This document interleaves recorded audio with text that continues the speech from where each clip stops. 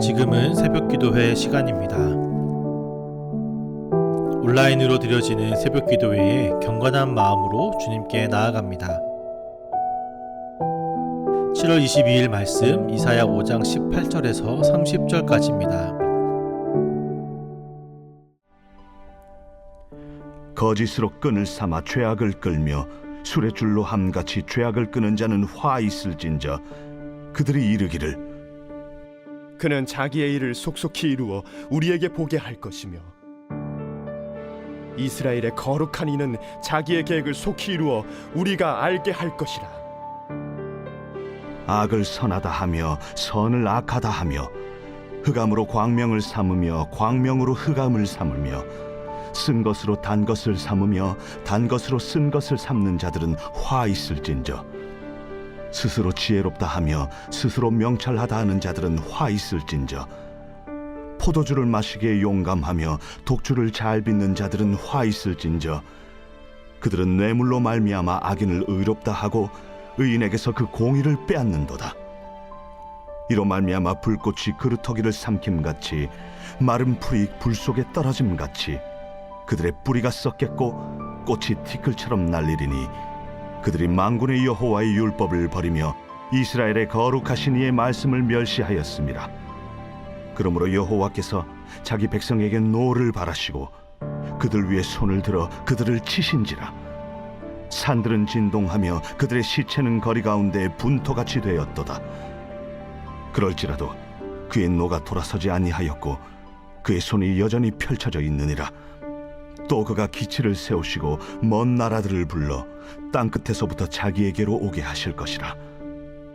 보라, 그들이 빨리 달려올 것이로되 그 중에 곰핍하여 넘어지는 자도 없을 것이며 조는 자나 자는 자도 없을 것이며 그들의 허리띠는 풀리지 아니하며 그들의 들매끈은 끊어지지 아니하며 그들의 화살은 날카롭고 모든 활은 당겨졌으며 그들의 말굽은 부싯돌 같고 병거 박히는 회오리 바람 같을 것이며 그들의 부르짖음은 암사자 같을 것이요 그들의 소리 지름은 어린 사자들과 같을 것이라.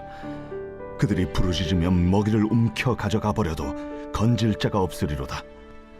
그날에 그들이 바다 물결 소리같이 백성을 향하여 부르짖으리니 사람이 그 땅을 바라보면 흑암과 고난이 있고 빛은 구름에 가려서 어두우리라.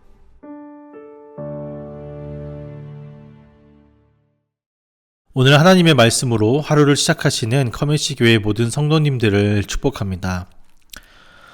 우리는 하나님의 말씀을 읽고 설교를 들을 때 그 말씀이 내 삶을 바꾸길 기대합니다. 나의 생각, 마음, 언행이 말씀을 통해 새로워지길 기대합니다. 그런데 우리의 마음에 이런 생각이 들 때가 있는 것 같습니다. 이 말씀은 지금 내 상황에 맞지가 않아. 이렇게 하면 살아남지를 못해. 어떻게 좋은 대학에 보낼 수 있겠어. 하나님도 내 형편을 다 이해하실 거야. 이 정도는 괜찮겠지? 어떤 생각인가요?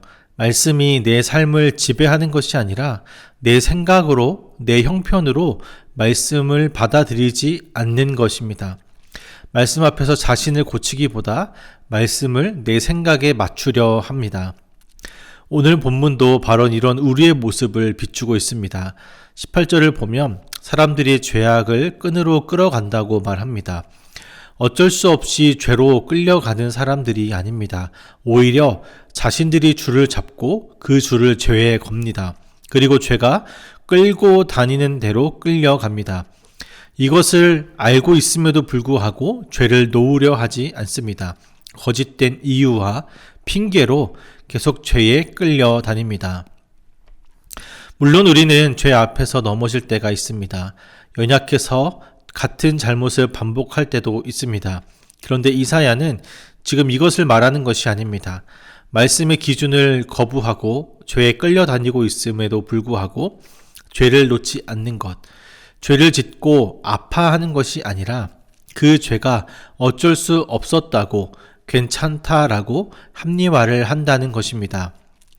죄를 지었을 때 처음에는 마음이 불편합니다. 찝찝합니다. 그때 말씀이 우리의 전 인격을 비춥니다. 이때 사람의 반응은 두 가지입니다. 그 말씀 앞에 엎드려 항복하고 돌이키려는 마음을 가지고 순종하며 애씁니다. 다른 하나는 오늘 본문에서 말하는 중심을 바꾸지 않고 설명을 하려 합니다. 다들 그렇게 살잖아요. 나만 그런 것도 아니잖아요. 내가 이럴 수밖에 없는 형편인 것을 주님께서 아시잖아요. 이렇게 죄를 끝까지 붙잡고 갑니다. 20절은 이렇게 말합니다. 악한 것을 선하다고 하고 선한 것을 악하다고 하는 자들, 어두움을 빛이라고 하고 빛을 어두움이라고 하며 쓴 것을 달다고 하고 단 것을 쓰다고 하는 자들에게 재앙이 닥친다. 죄의 이름까지 바꿉니다.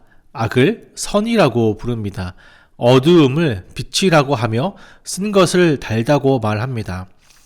여기서 죄의 본질이 드러납니다. 죄는 우리의 행동하는 것에 있지 않습니다. 죄의 중심은 판단력을 흐리게 만듭니다. 내가 원하는 것이 옳다고 말하게 합니다. 내가 하기 싫은 순종을 잘못된 것처럼 느끼게 만듭니다. 욕심을 책임감이라고 부릅니다. 고집을 신념이라고 부릅니다. 무관심을 지혜로운 거리두기라고 부릅니다. 사랑 없이 내뱉은 말을 솔직함이라고 부릅니다. 이름을 바꾸면 마음은 잠시 편해집니다. 그러나 이름을 바꾼다고 본질이 변하지는 않습니다. 어둠은 어둠입니다. 악은 악입니다. 본문은 우리가 죄의 이름을 이렇게 바꾸는 것에 대한 이유를 밝힙니다. 21절입니다. 스스로 지혜롭다 하며 스스로 명철하다 하는 자들은 화 있을진저. 그 이유는 자기 생각을 가장 옳은 것으로 여기기 때문입니다. 생각이라는 것 자체는 문제가 없습니다. 왜냐하면 하나님은 우리에게 생각하고 판단할 수 있는 능력을 주셨기 때문입니다. 문제는 기준입니다. 그렇게 생각하고 판단한 기준이 무엇이냐는 것입니다. 내 생각을 하나님의 말씀보다 높이 올려놓은 것인가? 아니면 하나님의 말씀이 내 생각보다 높이 올려놓은 것인가? 생각하고 판단한 중심에 무엇이 있느냐가 너무나도 중요합니다. 우리는 종종 이렇게 생각합니다. 내 마음에 와닿았으니 순종하겠습니다. 내 현실에 적절하니 인정하고 따르겠습니다. 이해가 되니 이제 믿겠습니다.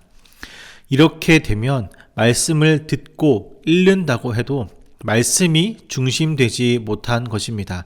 오히려 내가 말씀을 판단하는 교만한 자세입니다. 내가 기준이 되어 말씀을 판가름하기 때문입니다. 그러나 말씀은 우리의 심령과 골수를 쪼개며 우리의 생각을 바꿉니다. 말씀은 우리의 전 인격에 흐르는 피와 같습니다. 우리의 무조건 반사가 되어야 하고 우리의 모든 시선에 색 안경이 되어야 합니다. 말씀은 우리의 마음속에 거하지만 우리의 전 인격에 영향을 줍니다. 우리의 생각과 기준이 되면서 삶의 방향을 바꾸기 때문입니다. 여러분에게 임하는 말씀에는 이러한 위력이 있습니다. 이 위력을 기대하십시오. 그리고 그 말씀에 여러분들을 맡기십시오. 그러면 우리가 생각했던 염려, 두려움, 걱정이 큰 의미가 없다는 것을 깨달으며 말씀의 능력에 압도되어 그 말씀으로 힘있게 당당하고 용기 있는 삶이 될 것임을 확신하고 또 그렇게 되시기를 축복합니다. 24절은 이 모든 죄의 뿌리를 한 문장으로 설명합니다. 그들이 만군의 여호와의 율법을 버리며 이스라엘 거룩하신 이의 말씀을 멸시하였음이라. 그들이 하나님의 말씀을 들었습니다. 그러나 그 말씀을 중요하게 생각하지 않고 버렸습니다. 멸시했습니다. 말씀보다 자기 생각을 더 믿었다고 말합니다. 그렇습니다. 우리가 하나님의 말씀을 가볍게 여기면 우리의 생각이 무너집니다. 우리의 말씀의 자리가 낮아지면 내 판단의 자리가 높아집니다. 그리고 결국 내가 원하는 것을 선이라고 부르게 되는 것입니다. 그러므로 우리는 오늘 말씀으로 스스로에게 이렇게 물어야 합니다. 나는 하나님의 말씀을 얼마나 무겁게 여기고 있는가? 하나님의 말씀과 내 생각이 다를 때 여러분은 어느 쪽을 내려놓습니까? 말씀이 우리의 감정을 건드릴 때 말씀 앞에서 나를 돌보십니까? 아니면 내 감정을 지키기 위해 말씀을 밀어냅니까? 이 질문 앞에 본문은 심판을 등장시키십니다. 그 심판은 무서운 것이 아닙니다. 우리를 두렵게 하는 것이 목적이 아닙니다. 심판이 등장하는 이유는 하나님께서 말씀을 가볍게 여기지 않으신다는 의미입니다. 하나님께서 오래 참으신다고 해서 죄를 괜찮다고 여기시는 것이 절대로 아닙니다. 우리가 어두움을 빛이라고 착각한 채 끝까지 가지 않도록 잘못된 길에서 돌이켜 생명의 길로 돌아오게 하기 위한 심판입니다. 그리고 이런 우리를 위해 하나님께서는 예수 그리스도를 보내주셨습니다. 예수님은 우리처럼 자기 생각을 아버지의 뜻보다 앞세우지 않으셨고 고난과 십자가 앞에서도 아버지의 말씀에 온전히 순종하셨습니다. 하나님의 말씀을 버리고 스스로 지혜롭다 하고 명철하다 하는 우리를 위해 대신 심판을 십자가에서 담당하셨습니다. 그러므로 이제 우리는 그리스도를 의지하며 정직하게 다시 하나님께로 나아가야 합니다. 내 생각을 하나님의 말씀 아래 다시 내려놓아야 합니다. 내가 틀렸다는 것을 인정하고 내 생각이 틀릴 수 있다는 것을 인정하고 하나님의 말씀의 옳음을 기쁘게 감사함으로 받아들이는 것입니다. 사랑하는 여러분, 오늘도 그 말씀 앞에 엎드리십시오. 겸손히 말씀보다 더 옳게 여기며 붙들고 있는 것을 내려놓으십시오. 끊어내야 할 것이 있다면 과감히 끊어내십시오. 멈춰야 할 것이 있다면 이유를 찾지 말고 멈추십시오. 사랑하고 용서해야 할 일이 있으면 그런 마음을 구하며 사랑하고 용서하십시오.